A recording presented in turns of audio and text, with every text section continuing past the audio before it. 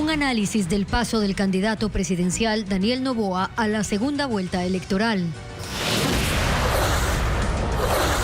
La Revolución Ciudadana se mantiene como la primera fuerza política en la Asamblea y ocupará el segundo lugar. Solo en Sucumbíos y Orellana ganó el no en la consulta popular sobre el Yasuní y en esas provincias se prevén pérdidas. Cientos de ecuatorianos cruzan la frontera con Colombia para adquirir útiles escolares y calzado en Ipiales por los bajos precios. Bernardo Arévalo resultó ganador en los comicios por la presidencia en Guatemala. Muy buenas tardes, amigos. Bienvenidos a Televistazo. Hola, Steph y amigos, bienvenidos. Empezamos esta emisión con información electoral.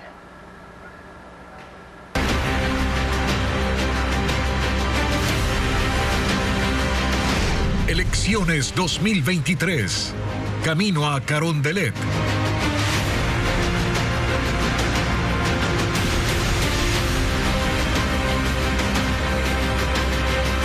El paso de Daniel Noboa a segunda vuelta se convirtió en la sorpresa de la jornada. ¿Cuáles fueron los aspectos que lo llevaron al balotaje? Lo revisamos con Lenin Artieda.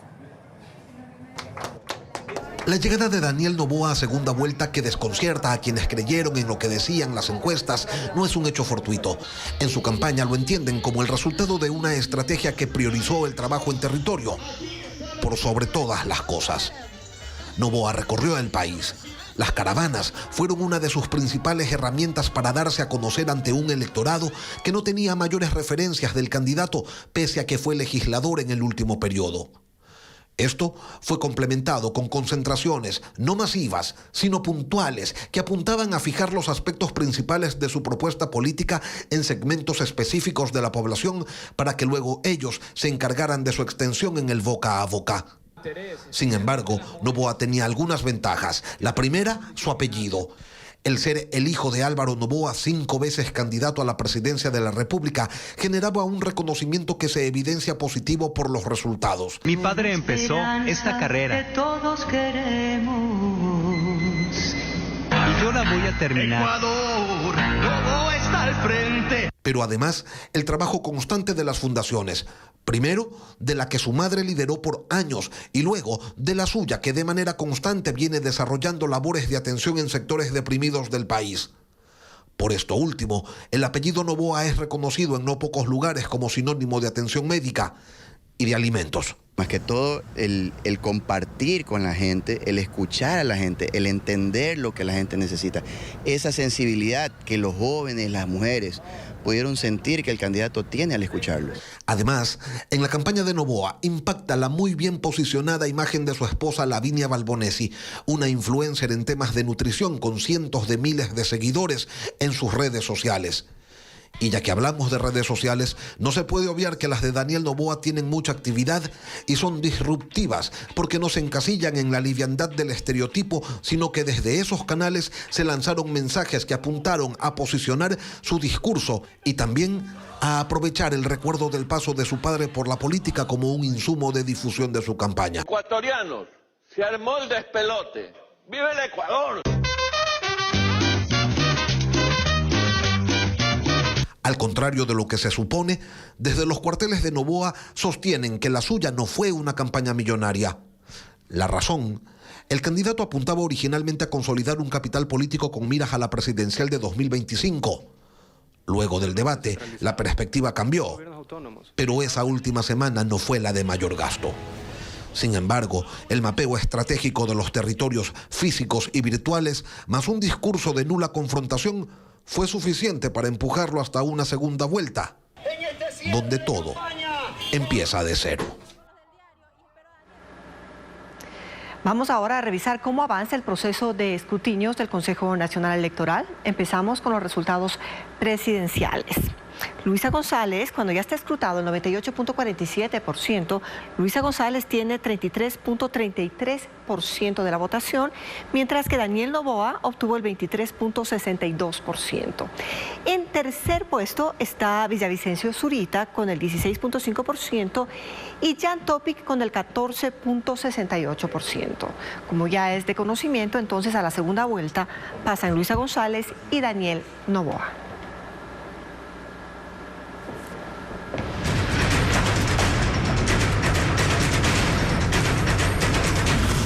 Elecciones 2023. ¿Qué cambió en el país?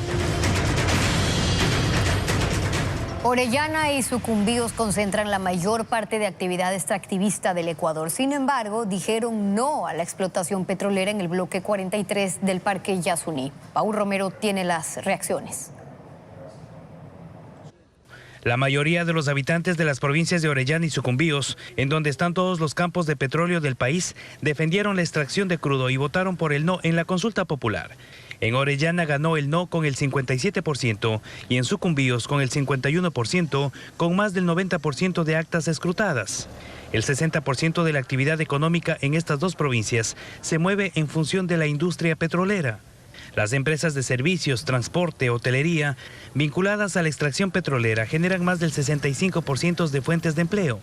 Dejar de explotar el crudo del bloque 43 ITT impactará de forma directa a la economía local. Nosotros tenemos los hoteles, tenemos nuestros trabajos con préstamos a los bancos y los hoteles están hipotecados a los bancos privados.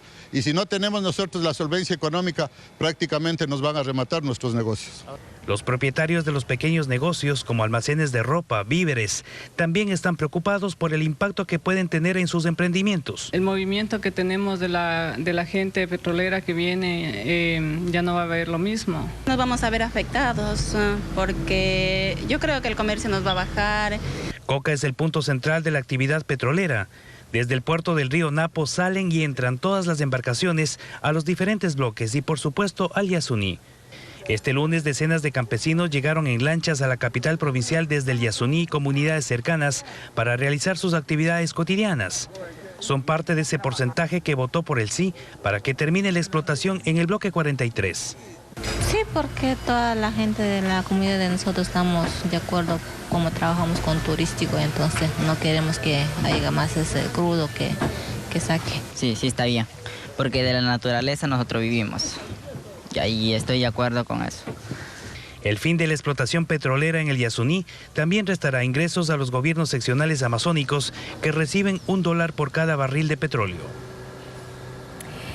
Veamos ahora cuáles son algunos de los resultados a esta hora en relación a la pregunta de la consulta popular del Yasuní. La consulta decía, ¿está usted de acuerdo con que el gobierno ecuatoriano mantenga el crudo del ITT, conocido como Bloque 43, indefinidamente bajo el subsuelo? Por el sí, el 58.98% y por el no, el 41.02%, donde se incluyen las dos provincias que acabamos de mencionar hace poco. Así, hasta esta hora, el sí con el 58.98% y el no con el 41.02%.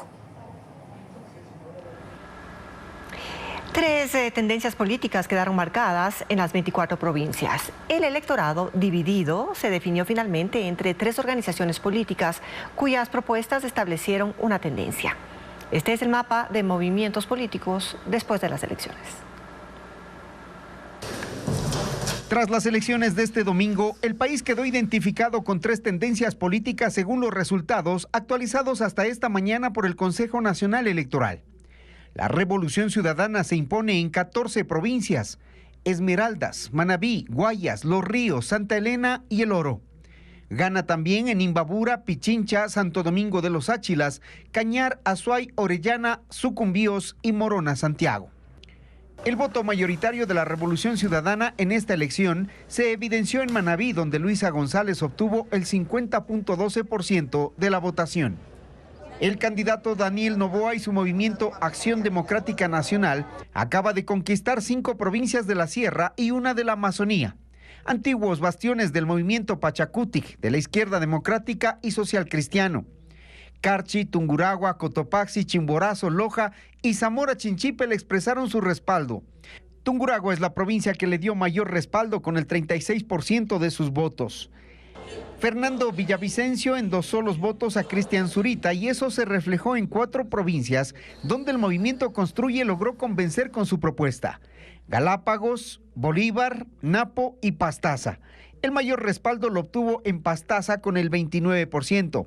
Así quedó pintado políticamente el Ecuador, que se apresta a definir presidente o presidenta en segunda vuelta. Guatemala eligió nuevo presidente. El candidato Bernardo Arévalo es el virtual ganador con el 58% sobre su rival Sandra Torres, quien obtuvo un 37%. El representante del partido Semilla, Bernardo Arévalo, quien ha prometido una lucha frontal contra la corrupción, ganó la presidencia de Guatemala este domingo. Con el 93.62% de las actas escrutadas, nos ha reconocido los resultados y lo que el pueblo grita es: basta ya de tanta corrupción.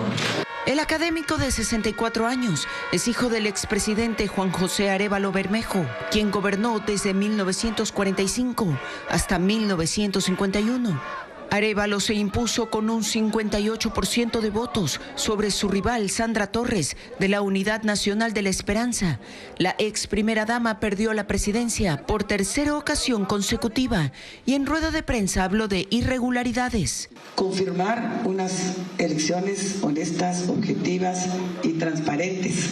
Sin embargo, el presidente electo dijo que ya recibió una llamada del mandatario Alejandro Yamatei y que en cuanto los resultados sean oficializados por el Tribunal Electoral, se reunirán para tratar el plan de transición. El nuevo mandatario será investido el 14 de enero y gobernará durante 4 años. Dinamarca y Países Bajos confirman la entrega de aviones de guerra a Ucrania.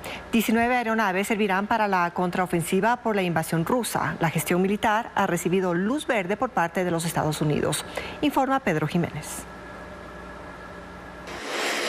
El presidente de Ucrania, Volodymyr Zelensky, está hoy en Dinamarca, que junto a Países Bajos lidera la iniciativa para el entrenamiento de pilotos ucranianos de combate y que ahora tienen autorización del gobierno de Joe Biden para entregar aviones F-16 de fabricación estadounidense para una nueva fase de la contraofensiva. 19 aviones caza serán transferidos en un primer momento cuando se complete la capacitación, aunque el presidente de Ucrania espera que sean 42 naves luego de que Dinamarca renueve su flota de aviones de combate. Ocurre después de 3 meses en los que el presidente ucraniano ha estado pidiendo estos recursos para revitalizar su fuerza aérea tras 1 año y medio de guerra. Estoy convencido de que Rusia perderá esta guerra, decía Zelensky. Gracias, Dinamarca, por ayudar a que Ucrania sea invencible, dijo luego. Zelensky recibió una ovación en las escalinatas del Palacio de Christiansborg, donde está el Parlamento danés y la Corte Suprema. Ahí dio un discurso en el que agradeció la generosidad y el apoyo del país. La primera ministra danesa decía esta mañana que 70 miembros de fuerzas ucranianas ya están en Dinamarca para los entrenamientos y que la entrega de aviones se concretará antes de fines de año. Pachakutik tendría una representación mínima con 4 o 5 legisladores en la próxima Asamblea Nacional. En ninguna provincia sus postulantes lograron el porcentaje más alto. Alberto Luna con las cifras. Pachakutik es una de las organizaciones políticas con peores resultados en estos comicios, según las cifras del Consejo Nacional Electoral. En la próxima asamblea tendrá una representación de entre 4 o 5 legisladores, cuando en las pasadas elecciones obtuvo 27 escaños y Guadalupe Llori se convirtió en la primera presidenta de ese periodo legislativo. En Cotopaxi, antiguo bastión de Pachakutik y cuna del presidente de la CONAIE Leonidas Issa y de la prefecta Lourdes Tibán, Pachakutik se ubica en 5º lugar con sus candidatos a asambleístas provinciales. La Revolución Ciudadana le arrebató el liderazgo. Le siguen Gente Buena y la Alianza Claro que se puede de Yacu Pérez. En Chimborazo, otra provincia donde Pachakutik era fuerte, los resultados lo ubican como la segunda fuerza tras una alianza con la lista 33 Juntos Podemos. apenas superada por el Movimiento Construye y una décima por encima de la Revolución Ciudadana. En Tungurahua se posiciona en tercer lugar detrás de Construye y Centro Democrático. En Napo también es superada por alianzas locales y por Construye. En Pastaza sucede lo mismo. 4 agrupaciones alcanzaron un porcentaje más alto. En ninguna provincia los candidatos asambleístas de Pachacutic llegaron al 20%. El sí se impuso también en la consulta popular del Chocó Andino, en la que sufragaron más de 2 millones de habitantes del Cantón Quito. Carla Delgado con el informe. El sí ganó en la consulta popular sobre la minería en el Chocó Andino. La encuesta estuvo dirigida a 2.5 millones de habitantes de 65 parroquias del Cantón Quito. Esta papeleta tuvo 4 preguntas, obteniendo cerca del 70% en todas según el último avance del Consejo Nacional Electoral. La primera que consultó: ¿está usted de acuerdo con prohibir la explotación de minería metálica artesanal dentro del área de importancia ecológica, cultural y de desarrollo productivo sostenible conformada por los territorios de las parroquias de Nono, Calacalí, Nanegal, Nanegalito, Gualea y Pacto, que conforman la mancomunidad del Chocó Andino? Consiguió el 68.5%, mientras que el no, el 31.95%.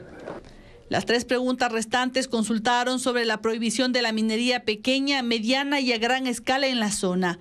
También ya sobrepasan el 68%.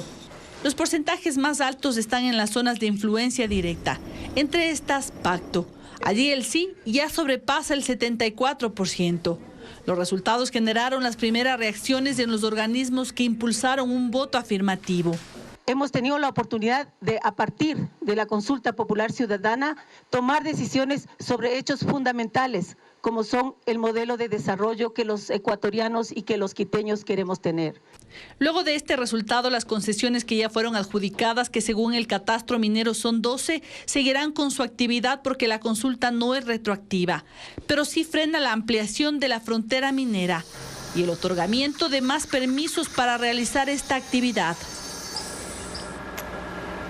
Actualizamos ahora los resultados sobre la consulta del Chocó Andino. El sí ganó, como ustedes lo vieron, en la consulta sobre minería, cuando ya está escrutado el 99.8%. En la primera pregunta, ¿está usted de acuerdo con que se prohíba la explotación de minería metálica de escala artesanal dentro de las parroquias de Nono, Calacalí, Nanegal, Nanegalito, Gualea y Pacto, que conforman la mancomunidad del Chocó Andino?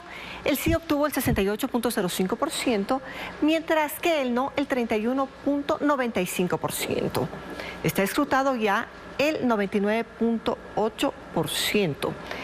La pregunta número 2, ¿está usted de acuerdo con que se prohíba la explotación de minería metálica a pequeña escala dentro de las parroquias de Nono, Calacalí, Nanegal, Nanegalito, Gualea y Pacto, que conforman la mancomunidad del Chocó Andino? Por el sí, el 68.02%, por el no, el 31.98%. Vamos a la tercera pregunta. ¿Está usted de acuerdo con que se prohíba la explotación de minería metálica a mediana escala dentro de las parroquias de Nono, Calacalí, Nanegal, Nanegalito, Gualea y Pacto, que conforman la mancomunidad del Chocó Andino? Por el sí, 68.51%, y por el no, el 31.49%. Y la última pregunta, la número 4, ¿está usted de acuerdo con que se prohíba la explotación de minería metálica a gran escala dentro de las parroquias de Nono, Calacalí, Nanegal, Nanegalito, Gualea y Pacto, que conforman la mancomunidad del Chocó Andino?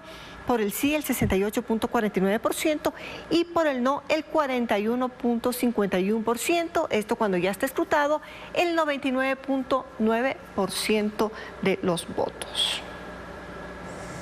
Y a las 7:15 de la mañana se suspendió la sesión permanente de escrutinio en la delegación electoral de Guayas. Entre la tarde del domingo y la madrugada de este lunes, el procesamiento de las actas avanzó rápidamente hasta el 99%. Esto en medio de un despliegue policial y militar, como informa ahora Luisa María Heredia. Una jornada de escrutinio ágil y sin incidentes se desarrolló en la delegación electoral del Guayas tras el cierre de las votaciones. A las 5 de la tarde de este domingo se instaló la sesión permanente. Un equipo de 18 capacitadores contabilizó las papeletas del voto en casa y de los privados de libertad. 27, 28. Ese conteo terminó a la medianoche. Tras una interrupción de menos de media hora por el sismo registrado antes de la 1 de la mañana, las tareas continuaron. En el Centro de Procesamiento de Datos, 100 digitalizadores revisaron las actas, verificaron firmas y detectaron posibles inconsistencias. Esto mientras en exteriores, 2.665 coordinadores de mesas y recintos electorales entregaban los respaldos de las mismas. Y los primeros 40 camiones que transportaron el material de los comicios a los recintos para la instalación de las 9.690 juntas receptoras del voto que hubo en Guayas empezaron a llegar. En ellos iban los biombos, las papeletas que no se usaron y demás material para ser embodegado. En Guayas, 3.100.000 personas estaban empadronadas. El 84% sufragó. Un primer balance con resultados fue publicado a las 4:30 de la madrugada. A las 5:30 de la mañana hubo otro y un tercero a las 7:15, cuando se suspendió la sesión de escrutinio. Para entonces, el 99,53% de las actas con los votos para presidente y vicepresidente ya había sido procesada. También el 98,24% de las de asambleístas nacionales y el 99,52% de los asambleístas provinciales. Incluso el 99,35% de las actas con los resultados de la consulta popular sobre el Yasuní. Con inconsistencias por revisar, hasta entonces se reportaron 3.100 documentos. Hasta que el trabajo de escrutinio concluye en su totalidad. En la delegación, que está ubicada en el norte de Guayaquil, se mantendrá el resguardo policial y militar y el bloqueo de las calles aledañas. Sigamos revisando cómo están los datos del escrutinio cuando ha avanzado ya en un 99,54% los resultados de asambleístas provinciales. Ven ahora en Guayas, en la circunscripción 1, la Revolución Ciudadana con el 38,38%, ADN el 18,43%, le sigue PSC Madera de Guerrero con el 17,87%, Construye con el 15,08% y Actuemos con el 4,77%. Los datos hasta esta hora con el 99,54% del Consejo Nacional Electoral. Veamos la siguiente circunscripción 2 en asambleístas provinciales, en este caso escrutado el 99,6%. La Revolución Ciudadana encabeza con el 40,27%, le sigue Construye con el 16,95%, luego PSC Madera de Guerrero alcanzó el 16,86%, ADN el 15,7% y Actuemos el 6,05%. En el siguiente caso, en la circunscripción 3, vamos a ver cuánto obtuvo la Revolución Ciudadana, el 34,6%, Construye el 21,4%, PSC Madera de Guerrero el 16,76%, le sigue ADN con el 15,46% y luego Actuemos con el 6,27%. Recordamos esto, escrutado el 99,39% de los votos hasta esta hora.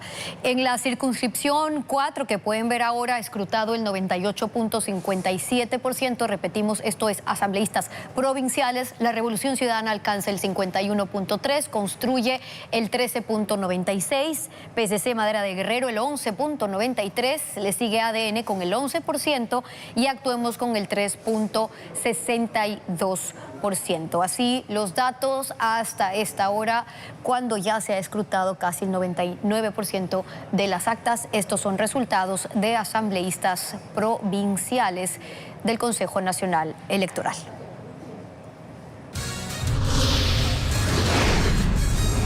Hacemos una pausa. ¿Y qué pasó con los 44 pasajeros de un bus que cayó a un abismo de 50 metros en Chimborazo?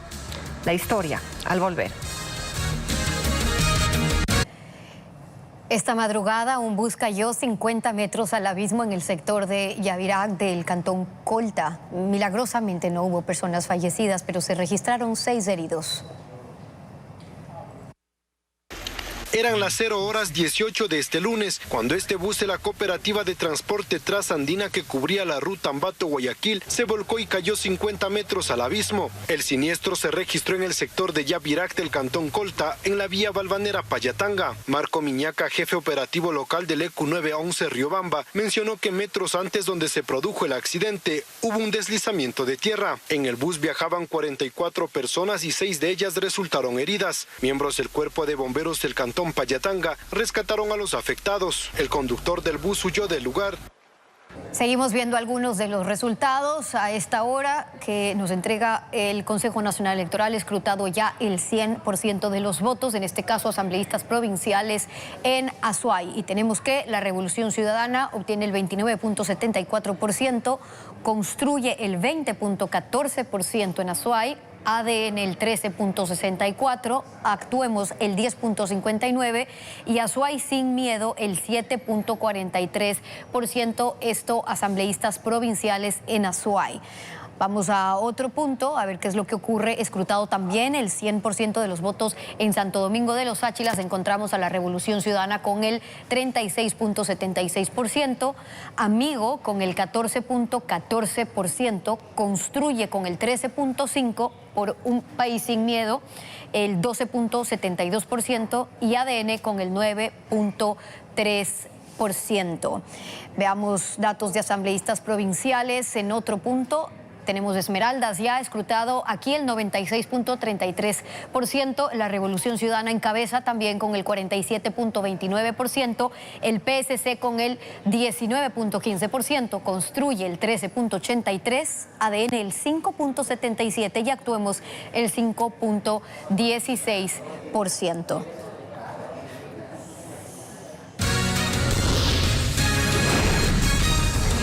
Mañana arranca el año lectivo para el régimen Sierra y Amazonía. ¿Cuánto le cuesta a un padre de familia el ingreso a clases? Se lo contamos enseguida. Quédese con nosotros. 1.7 millones de estudiantes comenzarán clases este martes en la Sierra y Amazonía. Este retorno implica múltiples gastos, pero ¿cuánto le cuesta a un padre de familia el ingreso a clases? Carla Delgado nos indica. El movimiento comercial por inicio de clases se incrementa. Más de 1.700.000 estudiantes vuelven a las aulas en la Sierra y Amazonía. El retorno implica gastos para las familias. Tomamos el caso de un estudiante de educación inicial de una escuela pública. En su lista de útiles existe 37 ítems, entre ellos una caja de crayones, $2. Una caja de pinturas que cuesta $3,85. Un frasco de témperas, $1.60. 100 cartulinas de colores, $7.50. Una goma blanca, 70 centavos. Una caja de mascarillas, $1.50. Una funda de Legos, $4. Un paquete de borradores, $2. Y el resto de artículos, que incluye útiles de aseo, dan un total de $65. Este monto incluso se triplica en listas de algunos colegios privados, que no incluyen libros y paquetes digitales. Pues ahorrar, ir regulando los gastos y dar prioridades, ¿no? Sobre todo para la educación de ellos. También están los gastos por uniformes, que desde la vuelta a la presencialidad son obligatorios. Los costos estimados son una camisa, $10, un saco, $15, un pantalón o falda, $17, calzado escolar, $25, total, $67. Es decir, que un padre de familia de una escuela fiscomisional necesita en promedio más de $130 para útiles y uniformes. En las escuelas públicas no hay rubros por matrículas. Sin embargo, en la parte privada los costos van entre $20 y $900, dependiendo del centro educativo.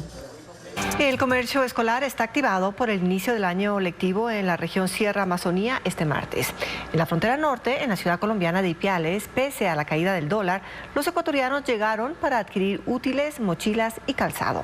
Paola Andrade describe la situación.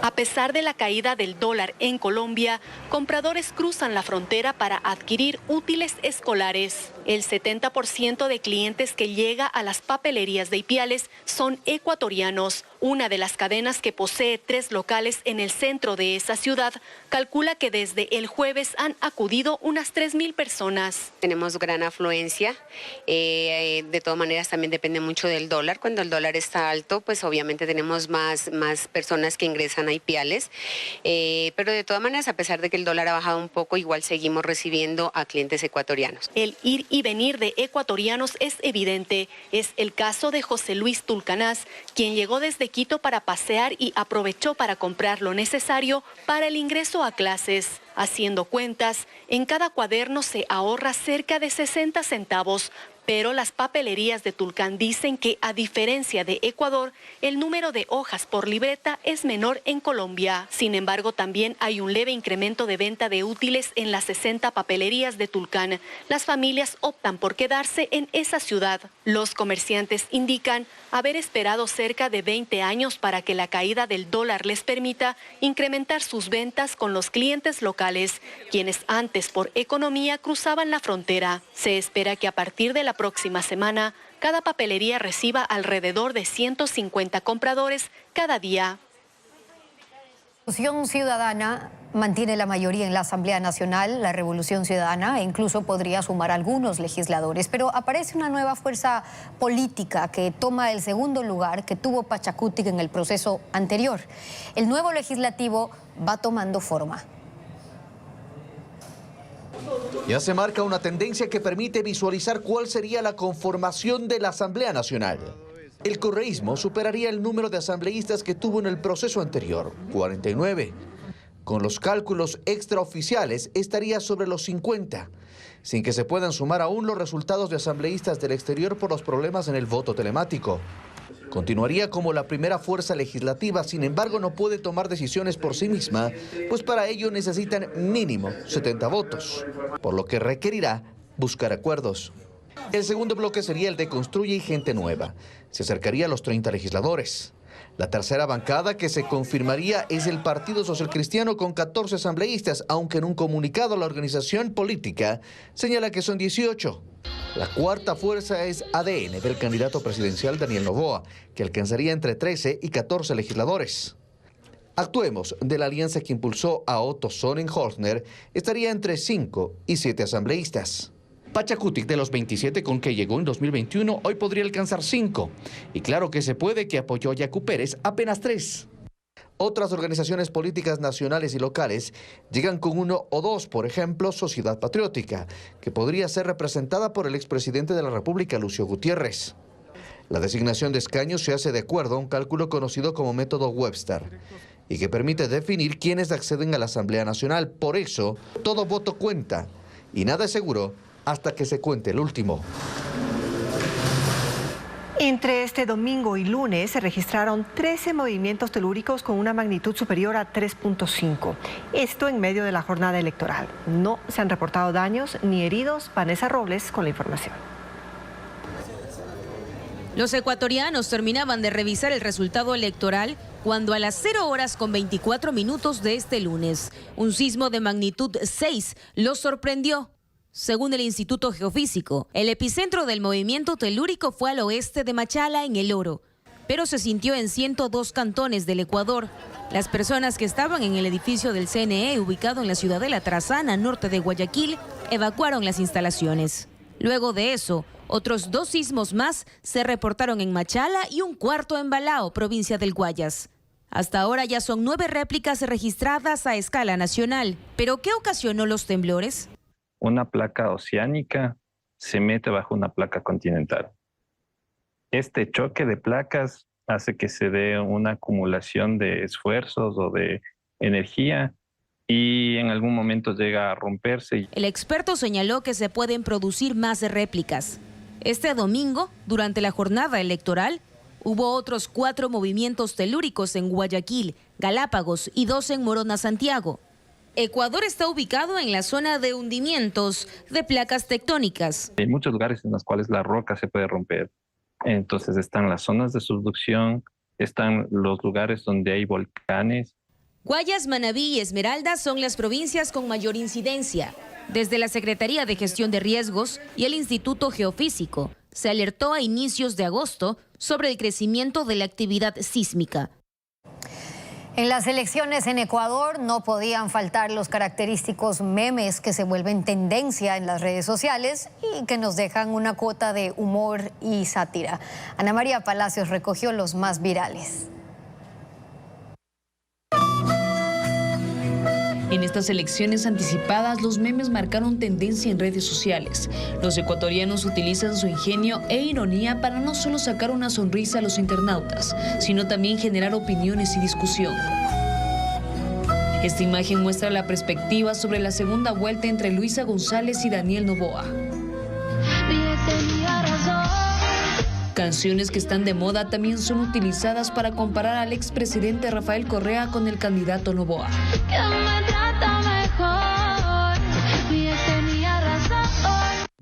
Además exponen la frase que repitió Luisa González durante el debate presidencial. Este gato negro, que es viral de TikTok, con su mirada denota indiferencia y tiene alcance en millones de personas que se identifican con el felino. O la figura en la que Jan Topic está llorando porque no pasó a la segunda vuelta. Mi padre empezó esta carrera. Pero los memes que más llaman la atención son los de Daniel Noboa y su padre Álvaro, quien fue candidato a la presidencia en 5 ocasiones. El empresario ahora espera que su hijo llegue al Palacio de Gobierno. Don Alfonso Espinosa de los Monteros nunca falta entre los más virales. O esta frase de Yaco en el debate presidencial. O momentos jocosos de cómo la ciudadanía fue a sufragar.